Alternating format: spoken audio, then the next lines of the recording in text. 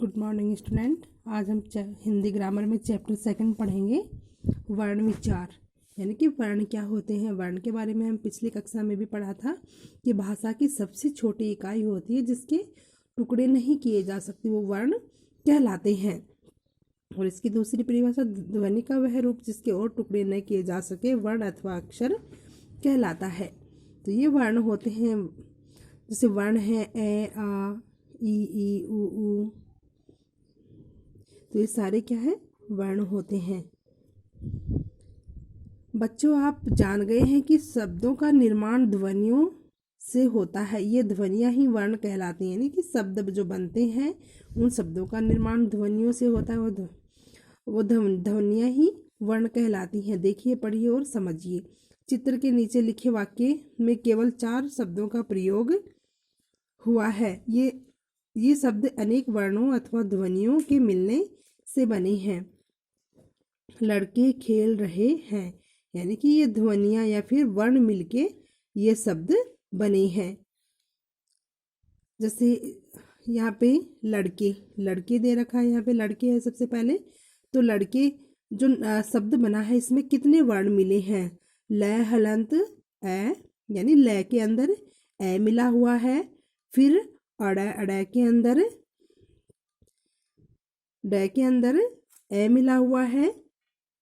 और फिर के, तो कै के अंदर ए मिला हुआ है। ये ल ए ड ए कै ए मिलके लड़के बना है, यानी ये इन ध्वनियों से या इन वर्णों से मिलकर ये लड़के शब्द बना है। फिर आगे इसमें दे रखा है खेल, तो ख ए ल ए, खेल इन ध्वनियों से मिलके बना है। र ए है ए, यानी कि रहे। और है ए ए, तो ये से इन ध्वनियों से मिलकर ये वर्ण, इन वर्णों से या ध्वनियों से मिलकर ये शब्द बने हैं। ये वर्ण अथवा अक्षर भाषा की सबसे छोटी इकाई है, इसके और टुकड़े नहीं किए जा सकते। यानी कि ये भाषा की सबसे छोटी इकाई है, वर्ण है ये सबसे छोटी इकाई है, इसके और इनसे आगे इनके और टुकड़े नहीं हो सकते, नहीं किए जा सकते। ध्वनि का वह रूप जिसके और टुकड़े न किए जा सके वर्ण अथवा अक्षर कहलाता है। नेक्स्ट आता है वर्णमाला, यानी कि वर्णमाला क्या होती है। वर्ण तो हमारे समझ में आ गए, ए आ ई उ ई, ए आई ओ औ अंग ए। तो ये सारे क्या होते हैं, वर्ण होते हैं। और कैसे लेकर गया तक ये सारे वर्ण होते हैं। और इन्हीं वर्णों को जब जोड़ा जाता है, यही वर्ण जब मिलते हैं तो ये वर्ण शब्द बन जाते हैं। और इनका जो लिखने का जो व्यवस्थित ढंग होता है, व्यवस्थित समूह होता है, उसको वर्णमाला कहते हैं। यानी वर्णों का जो वर्णों को लिखने के लिए जो व्यवस्थित रूप होता है उसको वर्णमाला कहते हैं। वर्णों के मिलने से वर्णमाला बनती है, जैसे ए आ च छ प फ आदि। वर्णों के व्यवस्थित रूप को वर्णमाला कहते हैं। वर्णों के प्रकार, वर्णों के कितने प्रकार होते हैं? तो वर्णों के 2 प्रकार होते हैं, स्वर और व्यंजन। तो सबसे पहले स्वर आते हैं। स्वर क्या होते हैं? जिन वर्णों के उच्चारण में किसी अन्य वर्ण की सहायता न लेनी पड़े उन्हें स्वर कहते हैं। यानी कि वो वर्ण होते हैं जब उनका उच्चारण करते हैं, उनको बोलते हैं तो दूसरे वर्णों की सहायता नहीं ली जाती, तो वो स्वर कहलाते हैं। अब स्वर कौन कौन से होते हैं? स्वर होते हैं ये, इनकी संख्या 11 होती है। स्वरों की संख्या 11 होती है। ए आ ई उ री ए आई ओ औ। तो ये कितने हो गए? 11 हो गए। 1 2 3 4 5 6 7 8 9 10 11। तो ये 11 क्या होते हैं? स्वर होते हैं। और अंग अह होते हैं, ये अयोग वाह होते हैं। अंग अह तथा अह स्वर तथा व्यंजन के बीच की स्थिति वाले वर्ण हैं। इनका उच्चारण अ के बिना संभव नहीं होता, इसलिए उन्हें अयोगवाह कहते हैं। यानी कि अंग अह होते हैं, इनके साथ, इसके साथ क्या होता है? अंग के साथ न होता है और अह के साथ है होता है इसके अंदर। तो ये दूसरे जो वर्ण हैं उनकी सहायता से बने, तो इसलिए इनको अयोगवाह कहते हैं। अनुस्वार, जो अंग होता है उसको अनुस्वार बोलते हैं, जिसके ऊपर एक बिंदी लगी हुई होती है। इसका उच्चारण नाक से होता है। जो अयोगवाह होते हैं, अनुस्वार होते हैं, उसका उच्चारण नाक से होता है। इसका अनुस्वार चिन्ह ये होता है, जैसे एक बिंदी लगी हुई होती है। नेक्स्ट आता है अनुनासिक अंग। इसका उच्चारण नाक और मुंह दोनों से होता है। चंद्र बिंदु होता है ऊपर, तो इसका उच्चारण नाक और मुंह दोनों से होता है। इसका चिन्ह अनुनासिक है, इसे चंद्र बिंदु भी कहते हैं। तो एक बिंदु लगी हुई होती है उसको अनुस्वार कहते हैं, और चंद्र बिंदु लगी हुई होती है उसको अनुनासिक या चंद्र बिंदु कहते हैं। नेक्स्ट आता है अह। तो अह होता है वो विसर्ग होता है। इसका उच्चारण है की तरह होता है। इसका चिन्ह विसर्ग है, यानी विसर्ग चिन्ह होता है। इसका प्रयोग है की तरह होता है, यानी आधा इसमें है होता है। मात्राएं। ए के अतिरिक्त प्रत्येक स्वर वर्ण की अपनी मात्राएं होती है, जो व्यंजनों के साथ मिलकर शब्दों के निर्माण में सहायता करती है। आइए स्वरों की मात्राओं को जानें और समझे। तो स्वरों की मात्राएं कौन कौन सी होती हैं? स्वर, वर्ण और उनकी मात्राएं। स्वर यहाँ पे दे रखे हैं, ए, आ, छोटी, बड़ी, ऊ, बड़ा ऊ, री, ये दे रखे हैं यहाँ पे। तो मात्राएं, ए की कोई मात्रा नहीं होती, आ के ये मात्रा लगी हुई होती है एक डंडे की तरह, छोटी के ये इधर मात्रा लगी हुई होती है, बड़ी के इधर लगाई जाती है, छोटे ऊ की मात्रा यूं होती है और बड़े ऊ की मात्रा ऐसे होती है, और री की मात्रा नीचे यूं लगाई जाती है। मात्रा के साथ शब्द हैं, जैसे मात्रा के साथ जैसे कै है, कै के साथ हमें कोई शब्द बनाना है तो कै के साथ हम बनाएंगे, ए जोड़ेंगे तो इसमें कोई मात्रा नहीं होती ए के, तो ये कम बिना मात्रा का शब्द बन गया। नेक्स्ट आता है का के एक डंडा लगा हुआ होता है आगे, तो का के साथ आ जोड़ेंगे तो काम, आ की मात्रा आ गई। की की मात्रा यूँ, ई की मात्रा यूँ लगी हुई होती है, तो इससे किताब, बड़ी की मात्रा ऐसे होती है तो कीमत, छोटे ऊ की मात्रा यूँ लगाई जाती है इसके नीचे, तो ये कुसुम, बड़ी ऊ की मात्रा यूँ लगाई जाती है कुल, री की मात्रा यूँ लगाई जाती है, कै के नीचे लगा रखी है तो कृपा। तो इस प्रकार ये मात्राएं लगकर, ये मात्राएं जो हैं ये इन व्यंजनों के लगकर इस प्रकार से शब्द बनाए गए हैं।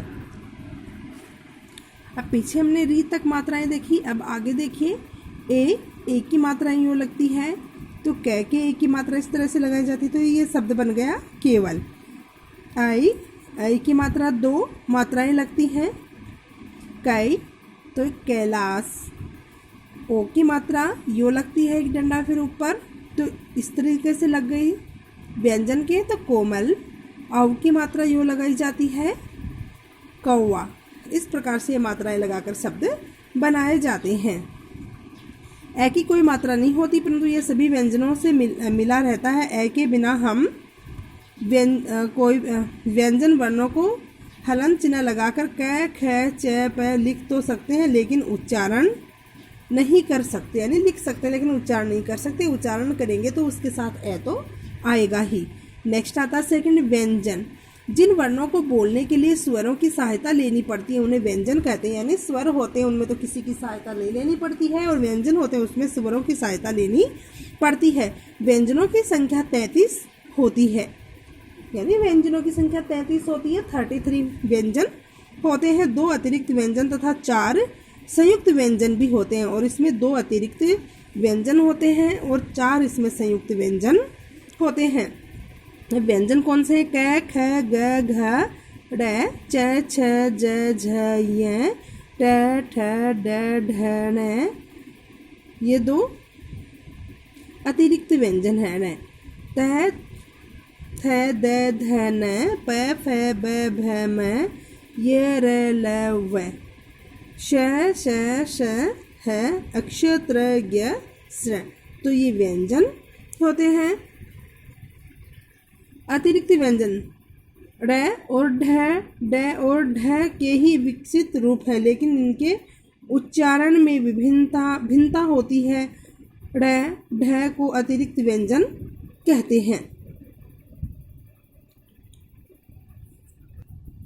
संयुक्त व्यंजन 2 भिन्न व्यंजनों से मिलकर बने व्यंजनों को संयुक्त व्यंजन कहते हैं, यानी 2 व्यंजनों के मिलने से जो व्यंजन बनता है उसको संयुक्त व्यंजन कहते हैं। हिंदी वर्णमाला में संयुक्त व्यंजन 4 होते हैं। अक्षय, तृतीया, श्रेय होते हैं। अक्षय कैसे बनता है? क के अंदर श, षटकोण वाला स मिलके अक्षय बनता है। क्षत्रिय, क्षमा, क्षय, रक्षा, कक्षा। तय के अंदर रै मिलने से त्रय बनता है। त्रिशूल, पत्र, मित्र, त्रय, छात्र। जय के अंदर ये मिलने से ज्ञ बनता है। ज्ञान, ज्ञानी, विज्ञ, विज्ञान। श के अंदर रै मिलने से श्र बनता है। श्रमिक, श्रम, श्रवण, श्रोता, श्रेय। इस प्रकार से संयुक्त व्यंजन होते हैं। द्वित्व व्यंजन, जब एक व्यंजन ध्वनि अपने ही जैसी अन्य व्यंजन ध्वनियों से मिलकर एक हो जाती है तो उन्हें द्वितीय व्यंजन कहते हैं। जैसे सच्चा, सत्तू, बच्चा, उल्लू, लट्टू, बिल्ली, मिट्टी आदि, यानी 2 व्यंजन मिलकर एक आधा आता है, एक पूरा आता है, तो वो होते हैं द्वितीय व्यंजन। नेक्स्ट, रै वर्ण का प्रयोग। रै का प्रयोग, हिंदी में रै वर्ण का प्रयोग व्यंजनों के साथ कई प्रकार से किया जाता है। जैसे स्वर रहित रै सदैव अपने से आगे वाले पूरे वर्ण के ऊपर रे के रूप में लगता है, तब उससे पहले बोला जाता है। म, रे, में यानी मर में, यानी ये पहले बोला जाता है। सर में, हर्ष। जब रे के से ऊपर पूर्व स्वर सहित व्यंजन क, फ या द आता है तो रे उसके नीचे पदेन रूप में जोड़ा जाता है, नहीं नीचे आता है। प के, क के, इनके सबके नीचे आता है। नेक्स्ट, जैसे क्रम, फ्रॉक, द्रव। नेक्स्ट, ट और ड के साथ रे इस प्रकार से प्रयोग होता है, जैसे इसके नीचे ऐसे दो मात्राओं की तरह, जैसे ट्रक, ट्रेन, ड्रम, ड्रेस। इस प्रकार से रे अलग अलग जो व्यंजन होते हैं उनमें अलग अलग तरीके से लगाया जाता है। नेक्स्ट आता है वर्ण विच्छेद, यानी वर्ण विच्छेद किसे कहते हैं? वर्णों को अलग अलग लिखने की क्रिया को वर्ण विच्छेद कहते हैं। जैसे राम, रे, आ, मैं, राम। तो इस प्रकार से ये जो शब्द हैं ये ऐसे इनका वर्ण विच्छेद किया जाता है। तो इस चैप्टर को आपको पढ़ना है।